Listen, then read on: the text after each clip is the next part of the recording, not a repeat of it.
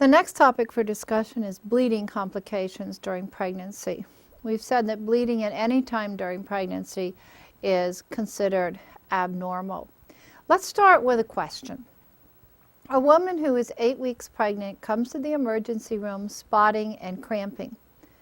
The admitting diagnosis is threatened abortion. Which action is not appropriate for the nurse to take? 1, have the woman stay in bed.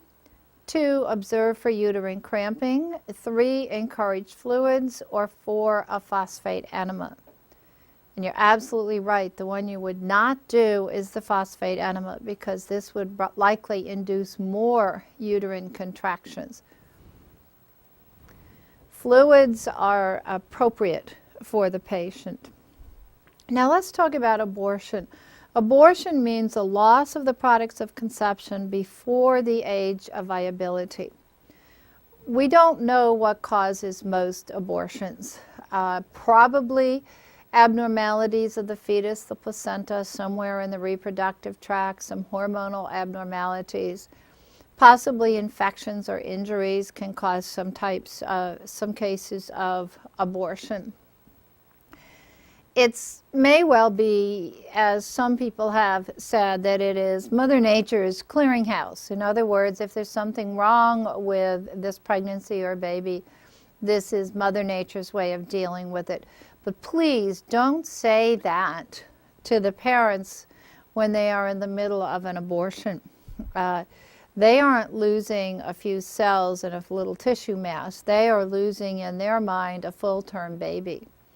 So don't ever tell them that it's Mother Nature's clearinghouse or they can have another baby soon. Sometimes this occurs in the second trimester, and usually a second trimester abortion may be related to an incompetent cervix. And if the woman has an incompetent cervix, she has 1 or 2 uterine contractions, the cervix, whoop, dilates very quickly, and out comes the baby. May or may not be able to save the first baby, but if indeed she has an incompetent cervix, what's often done in subsequent pregnancies is to really suture the cervix, keep it tight, keep it closed. And she may be able to carry a baby to term. Now, if we talk about nursing care of a woman who is having or undergoing an abortion, now abortion medically means the loss of the products of conception before the age of viability. So right now what we're talking about is a spontaneous abortion. You would want to keep the woman on bed rest with fluids. Fluids tend to decrease uterine contractions. You would want to save any pads in the tissue passed. This oftentimes helps the physician know whether all the products of conception have been passed or not. Although typically if a woman has a spontaneous abortion, it's likely to be followed by a D&C, a dilatation and curettage, just to make sure that all the products have been removed. A couple of complications you want to be alert for. 1, if the woman is Rh negative, she should get RhoGAM. Even if we do not know the Rh factor of the fetus, and we won't at this age, but it's just a precautionary measure. If it should be an Rh positive fetus, then it's possible that she could become sensitized and would have serious problems with the next pregnancy. Never give false encouragement or false encouragement to a woman undergoing a spontaneous abortion. Many of these threatened abortions end up being, in fact, an abortion. So don't give her false encouragement, because it may not happen that it can be saved. Now I want us also to talk about elective abortions. Elective abortions are legal in the United States. First trimester abortions can be done in freestanding clinics. The second trimester abortions are usually done in a hospital environment. Almost never, ever see a third trimester abortion. First trimester abortions could be done with a vacuum extraction. They could also be done using a D&C, dilatation and curettage.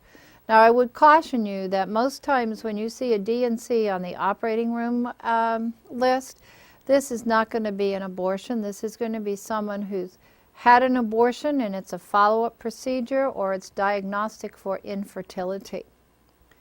But a DNC could be used as a type of therapeutic abortion. Saline abortions and prostaglandins are used later in pregnancy. These would be second trimester abortions. Saline will be injected into the uterus. That will induce uterine contractions, or the patient might be given prostaglandins to induce uterine contractions. The woman would go through a labor process and pass the products of conception, which are far too early to be viable. But they will go through a labor process. Again, RhoGAM if the woman is Rh negative. And women who have elective abortions, we usually want to provide them with contraceptive information. Even though elective abortions are legal, and we still don't like to see them being used as a method of contraception. So we would want to give them contraceptive information to minimize the number of abortions that may be done. Now, ectopic pregnancy means that the pregnancy, the fertilized egg has implanted outside of the uterus, and the most frequent site is in the tubes, in the fallopian tubes. Now, things that might predispose a woman to have an ectopic pregnancy would be if there'd ever been any infection or narrowing of the tubes, whether it was adhesions from surgery or scar tissue from a pelvic inflammatory disease. Any of these could increase the likelihood of an ectopic pregnancy. With an ectopic pregnancy, it starts out pretty normal. The woman has a positive pregnancy test, amenorrhea. She's diagnosed as being pregnant. Then if she had a sonogram, it would show nothing in the uterus, and it might show the mass. At some point, as this fertilized egg begins to divide and multiply, and you go from 2 to, 1 cell to 2 to 4 to 8, and that begins to multiply and get larger, it can cause rupture of the tube. So it will soon get too large for the fallopian tube. The patient usually has unilateral pelvic mass and pain in that area. The big concerns with an ectopic pregnancy are going to be hemorrhage, bleeding and hemorrhage. With that, surgery is indicated. Oftentimes, they might have to remove the entire tube, but as long as the woman has another ovary and tube, that she has a chance of getting pregnant again. Sometimes with some of the microsurgery, they might be able to save the tube, but that's not a guarantee. Now, another type of bleeding concern I want us to talk about is placenta previa. This means that the placenta comes first, previa meaning first. So you have either a low-lying placenta, which means it's way down low in the uterus. Normally, the placenta implants up in the top part of the uterus, but it can implant low, so low-lying placenta previa. It could be partial, so that it's partly over the cervical os, or complete, so that it's totally over the cervical os. A complete placenta previa will always have to be delivered by C-section.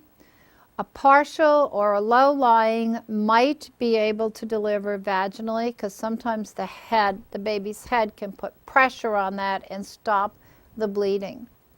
Your symptoms: painless, bright red bleeding in the 3rd trimester. The bleeding may be intermittent. We very seldom see a placenta previa as a surprise, because we have had that warning sign, the bleeding in the 3rd trimester.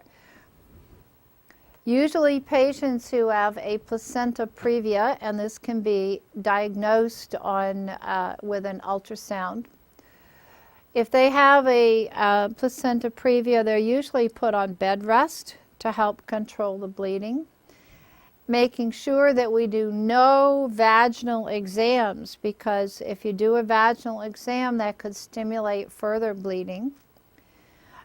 If it is a complete Placenta previa, they will have to have a cesarean section delivery, and possibly with a partial, they would need a C-section delivery. The nurse is assessing a woman who is admitted to the labor room complaining of intense colic-like abdominal pain. She is 35 weeks gestation. Which additional observation by the nurse would be consistent with her admitting symptoms? 1. Painless bleeding. 2. Flaccid uterus. 3. A board-like abdomen. Or 4. Elevated blood pressure. And the correct answer is number 3, a board-like abdomen. Now notice in this question, it says she has intense colic-like abdominal pain. Now what does that suggest to you? That probably suggests an abruptio placenta. But notice there's one answer there that's absolutely silly, painless bleeding. It told you she has intense pain. So you could eliminate that answer simply because of the data in the question. And usually with an abruptio placenta, you get a rigid board-like abdomen. There may be a lot of bleeding with an abruptio placenta, but there's pain with that. Now, we said you could have bleeding, board-like abdomen. The uterus doesn't contract, it just stays rigid and board-like. And usually the baby may develop bradycardia or even absent fetal heart rate. Late decelerations, which are a bad sign, are quite common in abruptio as well. If an abruptio is severe, in other words, an abruptio means that the placenta is separating so that it's pulled apart from the uterine wall. If it is a large part of the placenta has separated, if it's severe, an immediate C-section is indicated. And sometimes this can save mother and baby. Hemorrhage is a big concern. Blood loss, shock, hemorrhage for mother. And of course the baby is without an oxygen supply when this happens, so that fetal loss can occur as well. This one comes as a surprise to us. This one we don't always have warning signs about the way we usually do with placenta previa. Now sometimes they ask you about the differences between abruptio and previa. Remember, abruptio usually is accompanied by pain. Previa is painless vaginal bleeding, so the previa doesn't hurt, abruptio does. Abruptio requires frequently immediate surgery if it is severe.